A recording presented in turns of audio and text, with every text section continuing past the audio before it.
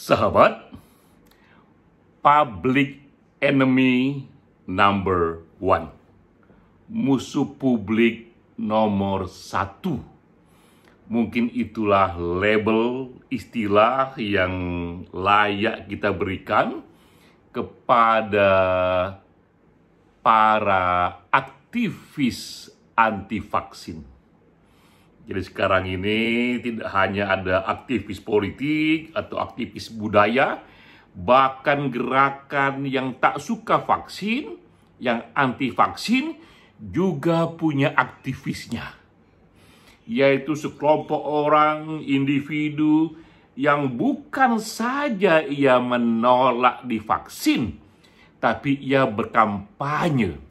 Ia menyebarkan isu agar masyarakat ramai-ramai jangan divaksin.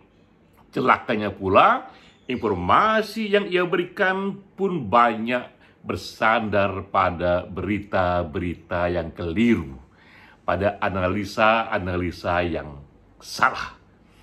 Jadi hari ini, di era COVID ini, lahir pula yang kita sebut aktivis anti-vaksin, dan layak kita beri label public enemy number one. Itulah respon yang muncul ketika saya membaca berita di BBC, ini 17 Juli, cukup keras beritanya, ini beritanya. Ini Joe Biden, Presiden Amerika Serikat, ia mengatakan bahwa dibiarkannya banyak sekali misinformasi di Facebook soal vaksin oleh mereka yang anti-vaksin itu telah membunuh banyak orang. Keras sekali Joe Biden mengatakan, "You are killing people." Ia marah sekali kepada Facebook karena ia mendapatkan data begitu banyaknya para aktivis yang anti-vaksin leluasa menyebarkan posting-posting terutama di Facebook, tapi di samping di Facebook juga di Twitter, juga di Instagram. Dan menurut Joe Biden, para big businessman yang memiliki aneka platform ini harus mengambil tanggung jawab. Tentu saja untuk kelas Presiden Amerika Serikat, ketika ia bicara keras kepada publik, ia pun didukung oleh data. Ia mengumpulkan data dari Center of Countering Digital Hate.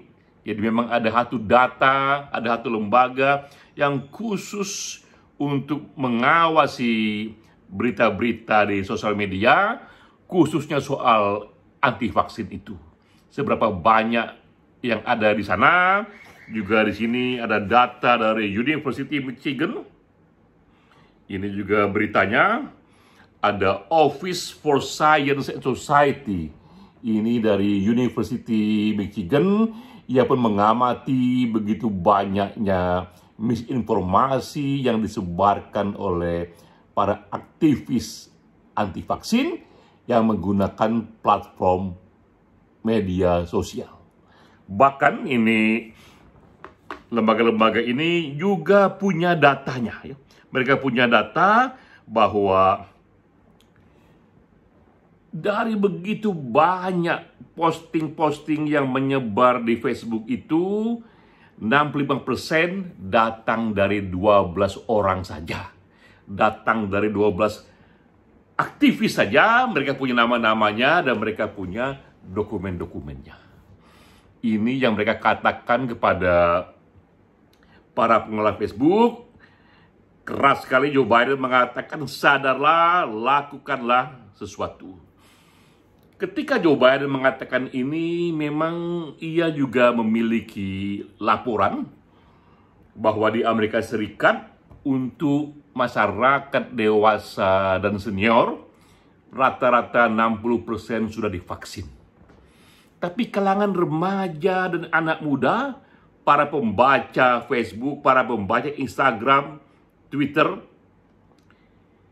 banyak sekali yang belum divaksin, hanya di bawah 25% yang sudah divaksin, dan tumbuhnya kultur anti vaksin.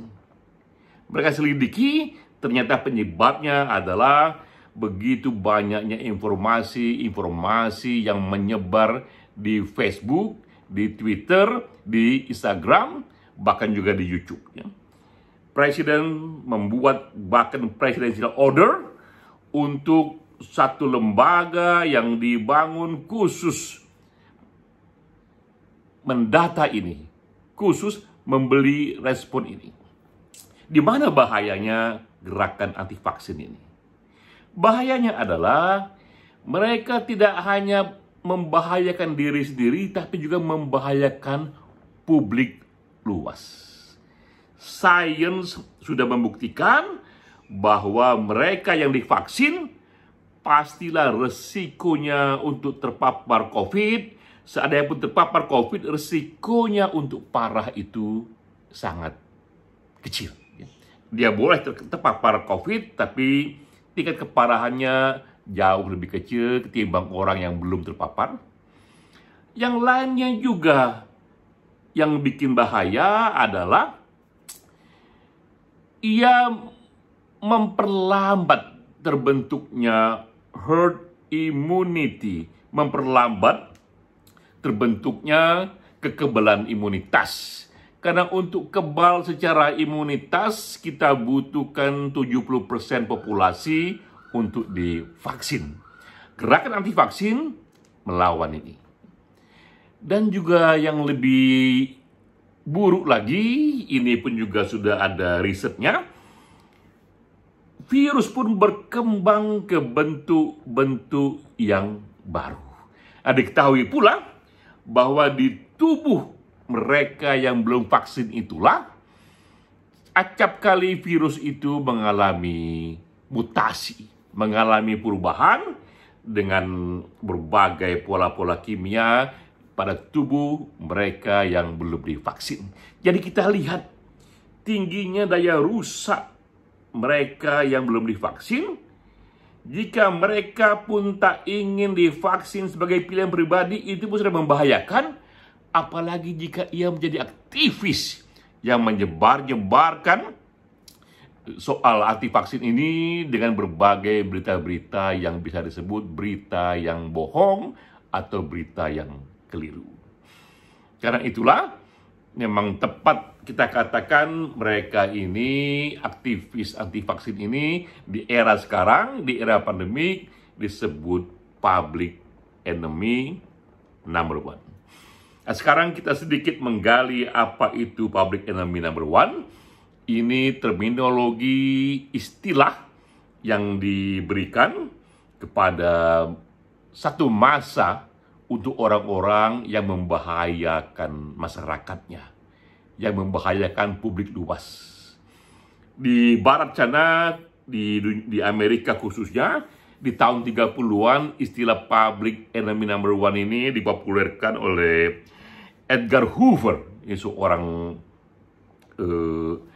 pimpinan dari intelijen di sana yang sangat populer ya. Dan istilah ini public enemy number one diberikan kepada saat itu para gangster-gangster mafia yang tak hanya melakukan kriminal tapi juga menyebarkan begitu banyak obat-obat terlarang ya. Termasuk di sana mereka pun melakukan pembunuhan. Yang terkenal di sana adalah Al Capone ya. Juga Bonnie and Clyde, ini pasangan kekasih yang juga merampok bank di sana dan di sini. Mereka inilah awalnya yang dianggap public enemy number one di era tingginya kriminalitas. Tapi dalam sejarah, setiap zaman, setiap masyarakat itu punya jenis public enemy number one-nya sendiri. Ya. Bahkan kita lihat di zaman Roma ini, era paling tua yang kita tahu istilah ini digunakan, di era Roma di tahun 68. Di abad 1 tahun 68, di era Nero, Raja Roma yang berkuasa, itu sudah dikenal yang disebut hostis publicus. Istilah public enemy number one ini awalnya justru dari Roma yang namanya itu hostis publicus, dan yang dianggap public enemy number one saat itu justru raja Raja Nero sendiri yang dikenal sangat kejam, yang dikenal sangat merusak masyarakatnya. Karena itu senat di sana beroposisi dan mengatakan, Raja, kau adalah public enemy number one. Kita pun lihat juga di sejarah Eropa di era revolusi Prancis di tahun 1793, bahkan Robespierre, ini salah satu aktivis politik yang ikut menggerakkan revolusi Prancis, ia mengatakan Raja Prancis saat itulah yang menjadi public enemy number one. Jadi kita lihat, pernah di satu masa public enemy number one itu digunakan kepada raja, satu masa tahun 30-an digunakan kepada gangster, kepala mafia. Di era pandemik ini tepat pula digunakan kepada para aktivis anti vaksin yang dengan sengaja menyebarkan berita-berita bohong. Jika kita lihat lagi lebih jauh sejarahnya, siapakah mereka ini yang berdiri pada posisi anti vaksin dan mengkampanyekannya? Kehadiran aktivis ini sudah ada sejak lama. Bahkan sudah ada sejak vaksin pertama kali ditemukan, sejak Edward Jenner di tahun 1756 sudah mencoba melakukan vaksin terhadap cacar. Jadi tahun 1756 itu boleh dikatakan termasuk vaksin pertama dalam sejarah. Yang anti itu, yang anti tindakan Edward Jenner itu sudah ada, sudah dicatat sejarah. Inilah juga anti vaksin pertama dalam sejarah yang sekarang ini kemudian berevolusi hingga abad 21, berevolusi, datang terus para aktivisnya hingga datangnya era pandemi COVID-19. Kita bisa kumpulkan selalu 5 alasan ini yang digunakan dan disebar oleh mereka. Jadi ketika mereka kampanye jangan ambil vaksin, acap kali ini alasannya, begitu banyak variasinya, tapi kategorinya 5 besar ini. Sejak dulu sampai sekarang, pertama seringkali adalah alasan keyakinan, alasan agama. Mereka katakan bahwa vaksin ini diambil dari tubuh-tubuh hewan, bahkan juga tubuh-tubuh hewan yang dianggap haram, maka menyuntikkan vaksin ke tubuh manusia itu merendahkan manusia. Bahkan kadang-kadang digunakan terminologi itu haram. Padahal kita tahu begitu banyak lembaga-lembaga agama yang terhormat, juga para pemuka agama yang terhormat mengatakan bahkan jika benar ada yang haram sekalipun di era darurat, ia bisa menjadi halal. Akibat efek faedahnya lebih besar, dan itu di masa-masa darurat. Jika kita telat bertindak, akan lebih banyak lagi mudaratnya, lebih banyak lagi yang mati. Jadi pertama, alasan agama yang sering mereka gunakan. Kedua, alasan konspirasi, bisnis, dan politik. Karena menurut mereka vaksin sekarang ini adalah industri. Ini justru momen para konglomerat bekerja sama dengan big government. Rame-rame mereka ingin merampok dengan cara memanipulasi pikiran rakyat, membuat mereka butuh untuk membeli vaksin. Pun ini sama tak masuk akalnya. Bagaimana mungkin di era kebebasan seperti sekarang ini ada kejahatan yang bisa dilakukan bersama-sama oleh pemerintah dan big businessman tanpa ada pikiran kritis sedikit pun di sana, tanpa ada oposisi sedikit pun di sana, tanpa ada suara intelektual dan saintis yang melawan ini. Ini sama tak masuk akalnya. Ketiga, alasan yang sering digunakan adalah bahwa tubuh manusia itu sudah punya vaksin yang alami, karena itu biarlah hidupkan kekebalan vaksin imunitas yang alami itu, tak usah ditambah-tambah dengan kimia dari luar. Jika benar tubuh manusia punya kekuatan imunitas yang diperlukan itu, tak akan terjadi pandemik di tahun 1918 misalnya yang membunuh 100 juta orang, atau Black Death di Eropa di abad-abad ke-13-14, 200 juta orang wafat saat itu. Mustahil mereka wafat jika benar di setiap tubuh manusia itu sudah ada kekebalan yang cukup. Dengan matinya begitu banyak orang, justru itulah awal lahirnya vaksin yang membuat kita merasa perlu satu simulasi kimiawi tambahan untuk memperkuat kita.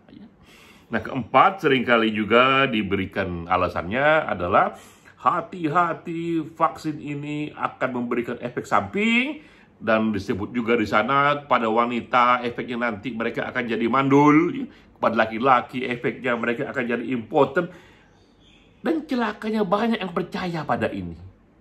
Padahal jelas-jelaslah mustahil vaksin itu memberikan efek ini karena ia sudah diseleksi. Yang menseleksinya pun juga banyak, berlapis-lapis. Di tingkat dunia ada World Health Organization. Dan di tingkat nasional pun ada pula lembaga-lembaga seperti di Indonesia, BP POM itulah yang juga ikut menseleksinya. Tentu segala efek-efek samping itu sudah dihitung. Jika efeknya terlalu besar, efeknya pun akan dinyatakan di sana, tak akan dirahasiakan, dan juga tak akan digunakan jika efeknya terlalu besar, jika efek sampingnya terlalu besar. Yang kelima juga yang tak kalah bahayanya mengatakan justru banyak sekali orang-orang yang mati sekarang ini karena komplikasi dari vaksin. Karena itu hindarilah vaksin.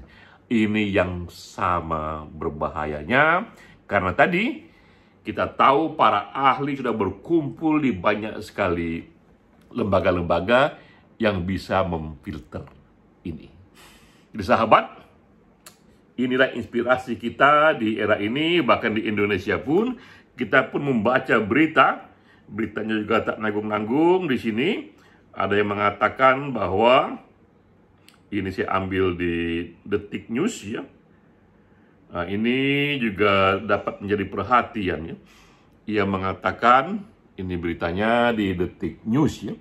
Ayah saya meninggal usai percaya hoax anti vaksin. Jadi di Indonesia pun sudah ada yang bersaksi gara-gara hoax anti vaksin, gara-gara aktivis anti vaksin, ayahnya percaya tak mau divaksin dan ia melihat ayahnya meninggal. Jika saja waktu itu ayahnya divaksin, mungkin ayahnya tetap terpapar tapi tak akan mengalami keparahan yang membuatnya mati. Ini hal penting yang perlu kita renungkan ya. Dan kita tahu bahwa sosial media ada di sana ya, dan Facebook sendiri sudah membuat pernyataan resmi. Mereka katakan mereka bekerja sama dengan pemerintah akan mencoba men-tackle down, akan mencoba menurunkan semua posting-posting yang dianggap membawa informasi palsu. Dan ia katakan kami sudah bekerja, sudah 18 juta posting yang kami buang. Dan nama-nama yang disebut tadi juga sebagian akunnya sudah dihapuskan.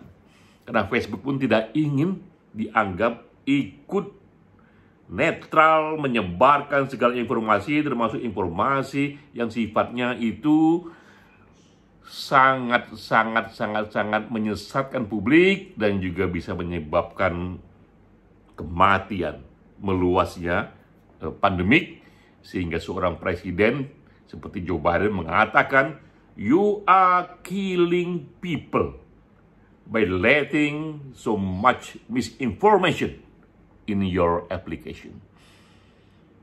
Inilah situasinya. Sahabat, ini video saya yang ke-16 di hari working from home yang ke-16 juga. Satu hari, satu video, satu topik. Kuliah singkat ini sengaja direkam hanya melalui handphone sederhana saja, sekaligus juga untuk menjadi share ke publik luas bahwa walau badan kita terkurung di rumah, hanya dengan satu handphone saja kita masih bisa membagikan konten-konten kreatif. Kita masih bisa berbagi informasi. Salam.